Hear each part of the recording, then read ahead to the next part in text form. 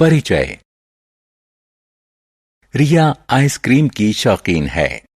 वह रेफ्रिजरेटर के deep freezer से आइसक्रीम बाहर निकालती है, लेकिन उसे आश्चर्य होता है कि आइसक्रीम तरल की तरह बह रही है।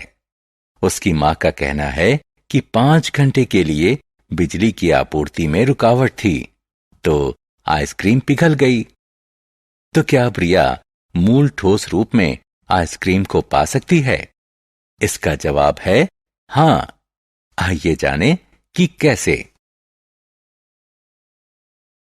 उद्देश्य। इस पाठ के अंत में आप निम्न करने में सक्षम हो जाएंगे। परिवर्तन को परिभाषित करना, भौतिक परिवर्तन को समझाना, भौतिक परिवर्तनों के उदाहरण देना। परिवर्तन। हम कई परिवर्तन देखते हैं। हमारे दैनिक जीवन में परिवर्तन के कुछ उदाहरण हैं। भोजन का पकना, लोहे का जंग खाना, बर्फ का पिघलना। परिवर्तन एक प्रक्रिया है जिसमें किसी पदार्थ की अवस्था, रंग, आकार, आकृति, गुण, रासायनिक संगठन और संरचना में बदलाव आता है।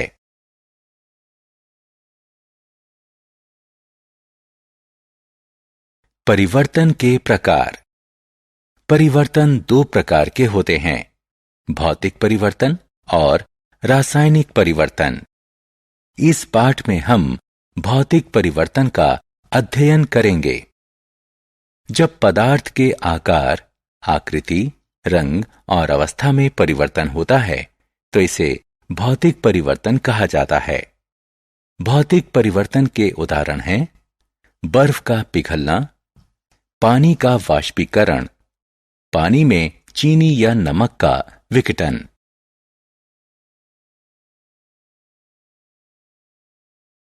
भौतिक परिवर्तन के लक्षण। कागज का एक टुकड़ा लीजिए। एक कागज को हवाई जहाज बनाने के लिए इसे मोड़िए। इसके आकार में परिवर्तन आया है, लेकिन हम अपने मूल आकार के कागज के इस टुकड़े को वापस प्राप्त कर सकते हैं। अतः यह एक उत्क्रमणीय परिवर्तन है। इस प्रक्रिया में कागज की रासायनिक संरचना समान रहती है। भौतिक परिवर्तनों के उदाहरण। बच्चों, गर्म करने पर बर्फ पानी में परिवर्तित हो जाती है। जब इस पानी को 100 डिग्री सेंटीग्रेड पर गर्म किया जाता है तो यह वाष्प में परिवर्तित हो जाता है। यह वाष्प ठंडा होने पर जल में परिवर्तित हो जाती है। अतः इस पूरी प्रक्रिया में जल की केवल अवस्था परिवर्तित होती है, किंतु उसकी रासायनिक संरचना समान रहती है। आइए कोबाल्ट क्लोराइड के गुलाबी रंग के क्रिस्टल लेते हैं। गर्म करने पर ये क्रिस्टल नीले रंग में बदल जाते हैं। जब पानी की कुछ बूंदें नीले क्रिस्टल पर डालते हैं तो वो गुलाबी रंग पुनः प्राप्त कर लेते हैं। बच्चों, कपड़े के एक टुकड़े को 4 वर्गाकार टुकड़ों में काटो। अब एक टुकड़े की तुलना मूल कपड़े से करो, लेकिन कपड़े का गुण समान रहता है। अतः यह एक भौतिक परिवर्तन है।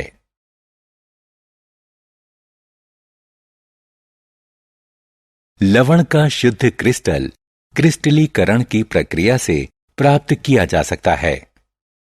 कॉपर सल्फेट का शुद्ध क्रिस्टल तैयार करने के लिए बीकर में 100 मिलीलीटर पानी लीजिए। पानी को अम्लीय बनाने के लिए इसमें तनु सल्फ्यूरिक अम्ल की कुछ बूंदें डालिए। पानी को गर्म कीजिए। जब यह उबलने लगे तो इसमें कॉपर सल्फेट का चूर्ण धीरे धीरे डालिए और तब तक लगातार हिलाते रहिए जब तक कि संतृप्त विलयन न बन जाए। विलयन को छान लीजिए। इसे ठंडा होने दीजिए। कुछ देर बाद आपको विलयन में नीले रंग के चमकदार कॉपर सल्फेट के क्रिस्टल कण दिखाई देंगे। सारांश। आइए हमने जो कुछ सीखा है उसे संक्षेप में दोहराएं। वह प्रक्रिया जिसमें किसी पदार्थ की अवस्था, रंग, आकार, आकृति, गुण, रासायनिक संगठन और संरचना में बदलाव आता है उसे परिवर्तन कहा जाता है। जब पदार्थ के सिर्फ भौतिक गुणों में परिवर्तन होता है तो इसे भौतिक परिवर्तन कहा जाता है। भौतिक परिवर्तन अस्थायी और उत्क्रमणीय होता है। पदार्थों की रासायनिक संरचना भौतिक परिवर्तन में समान रहती है। इसके विलयन से शुद्ध क्रिस्टल यौगिक प्राप्त करने की प्रक्रिया को क्रिस्टलीकरण कहा जाता है।